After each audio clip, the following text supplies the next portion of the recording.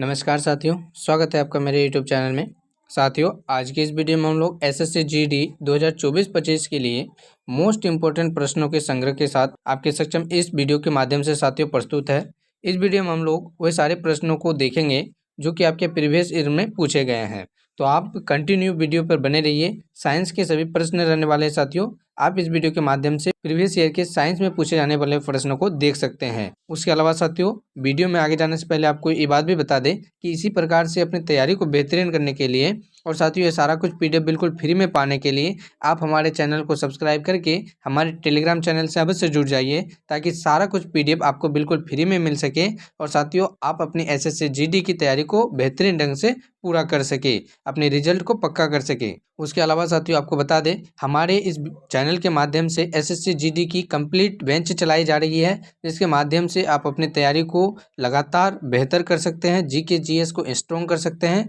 तो लगातार वीडियो पाने के लिए एवं साथियों अपनी तैयारी को बेहतरीन करने के लिए आप हमारे चैनल को सब्सक्राइब करके हमसे अवश्य जुड़ जाइए, ताकि यहाँ से आपकी तैयारी लगातार बेहतरीन हो सके।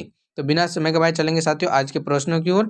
आज का आपका पहला नंबर प्रीवियस ईयर का प्रश्न रहने वाला साथियों, टमाटर सॉस में पाया जाता है, क्या पाया जाता है? तो सही उत्तर हो जाएगा साथियों एसिटिक अम्ल। टमाटर सॉस में एसिटिक अम्ल पाया जाता है, आपको अच्छे तरीके से याद कर लेना है। अगला नंबर है साथियों, बायोलॉजी के जन्मदाता के रूप में किसे जाना जाता है? तो साथियों बायोलॉजी के जन्मदाता अर्थात जीव विज्ञान के जन्मदाता अरस्तु को कहा जाता है। किसे कहा जाता है साथियों? अरस्तु को कहा जाता है।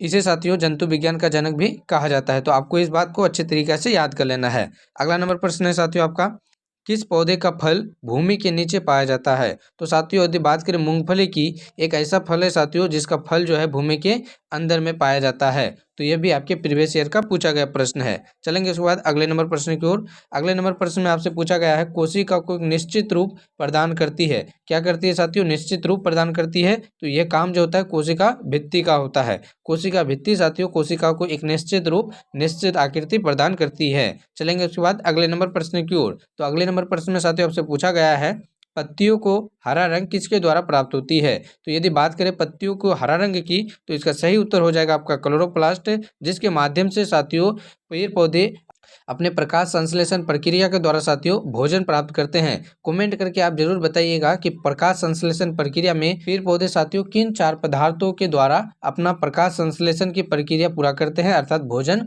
प्राप्त करते हैं। उसमें से साथियों एक तो आपका क्लोरोप्लास्ट हो जाएगा, 3 अन्य पदार्थों को आप कमेंट करके जरूर बताइएगा। तो चलेंगे साथियों उसके बाद अगले नंबर प्रश्न की ओर। तो अगले नंबर में आपसे पूछा गया है, राष्ट्रीय पर्यावरण अभियांत्रिकी संस्थान कहाँ पे स्थित है?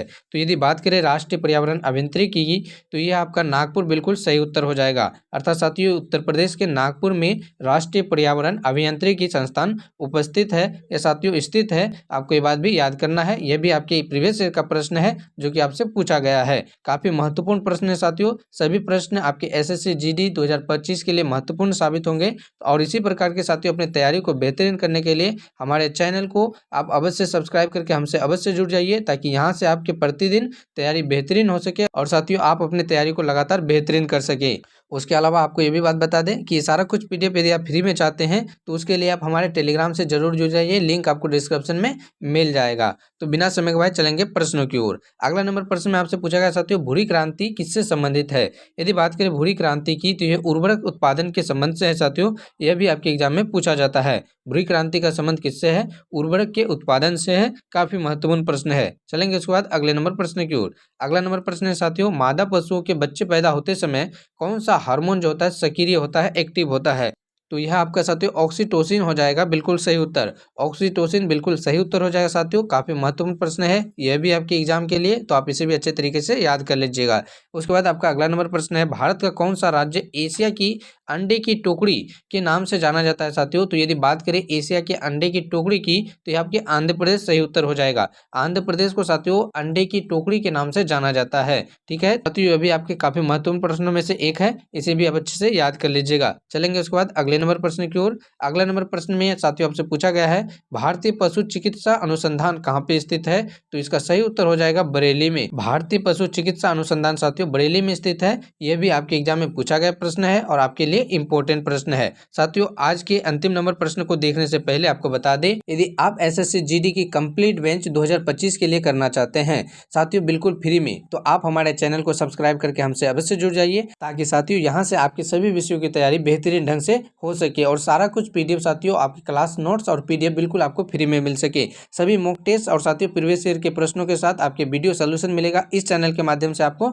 तो साथियों आप चैनल को सब्सक्राइब करके वीडियो को लाइक जरूर कर दीजिए, ताकि इसी प्रकार के वीडियो आपके लिए लगातार बनाते रहें। और साथियों अंतिम नंबर प्रश्न को भी देख लेते हैं, जिसमें आपसे पूछा गया है लाल क्रांति किससे संबंधित है। तो यदि साथियों लाल क्रांति की बात करें तो यह मांस के उत्पादन से संबंधित है। साथियों लाल क्रांति के द्वारा मांस के उत्पादन में वृद्धि हुई, अर्थात इसका संबंध साथियों मांस के उत्पादन से है। यह भी आपके एग्जाम के प्रीवियस ईयर प्रश्न में पूछा गया है। तो साथियों वीडियो आपको कैसी लगी कमेंट करके जरूर बताइएगा।